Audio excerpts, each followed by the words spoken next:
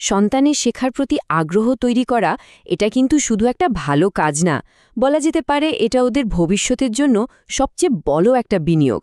তো আজকের এই আলোচনাতে আমরা ঠিক এটাই জানব যে কিভাবে সেই আগ্রহের বীজটা বুনে দেওয়া যায় এমনভাবে যা ওদের সারা জীবনের সঙ্গী হবে।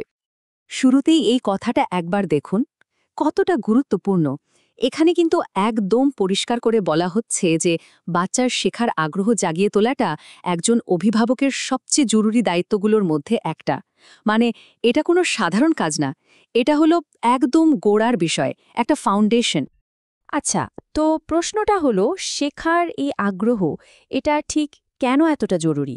মানে এর প্রভাবটা আসলে কতদূর যেতে পারে?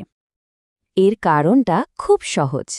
এই আগ্রহটাই কিন্তু বাচ্চার ভবিষ্যতের ৩টা বড় স্তম্ভ তৈরি করে দেয়।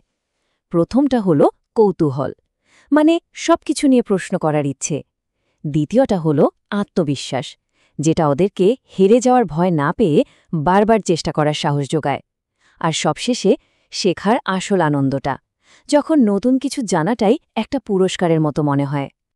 তাহলে আসল প্রশ্নটা কিন্তু এটাই, এই যে আগ্রহের কথা আমরা বলছি, এটা বাড়ানোর উপায়টা কি? অভিভাবক হিসেবে আমরা ঠিক কি করতে পারি, তাই না? চলুন দেখি আমাদের সূত্রগুলো কি বলছে। বেশ কিছু দারুণ আর একদম বাস্তবসম্মত পথের কথা বলা হয়েছে। আর সবচেয়ে মজার ব্যাপার হলো, এই উপায়গুলো শিশুদের স্বাভাবিক স্বভাবের সাথেই মিশে যায়। মোট 7টা কার্যকারী উপায়ের কথা বলা আছে। তবে আজকে আমরা সবকিছু নিয়ে আলোচনা না করে বরং প্রথম আর সবচেয়ে ফাউন্ডেশনাল যে উপায়টা, সেটা নিয়ে কথা বলবো। এমন একটা উপায়ে যা দিয়ে আজ থেকেই শুরু করে দেওয়া যায়। আর সেই প্রথম এবং সবচেয়ে শক্তিশালী উপায়টা কি জানেন? খেলার চলে শেখানো। হ্যাঁ, এমন একটা পদ্ধতি যেটা বাচ্চাদের কাছে একদমই স্বাভাবিক আর ভীষণ আনন্দের। মূল আইডিয়াটা কিন্তু খুবই সিম্পল। বাচ্চাদের জন্য শেখার সবচাইতে ভালো মাধ্যমটাই হলো খেলা। ওদের দুনিয়াতে খেলা আর শেখা, এই দুটো জিনিসের মধ্যে কোনো দেয়ালই থাকা উচিত না।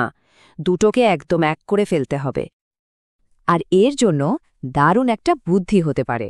বিভিন্ন বিষয়, যেমন ধরুন রং, শেপ বা অক্ষর সংখ্যা, এই সব কিছুকে ওদের সামনে খেলনার মতো করে তুলে ধরা।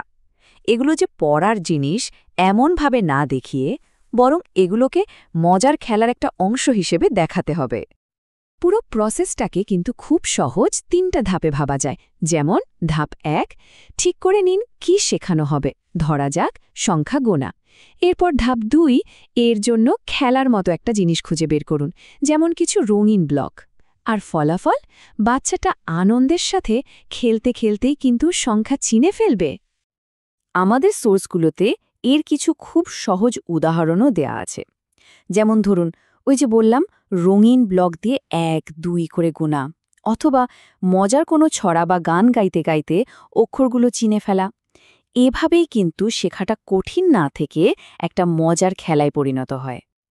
তো সব মিলিয়ে বিষয়টা কি দাঁড়ালো?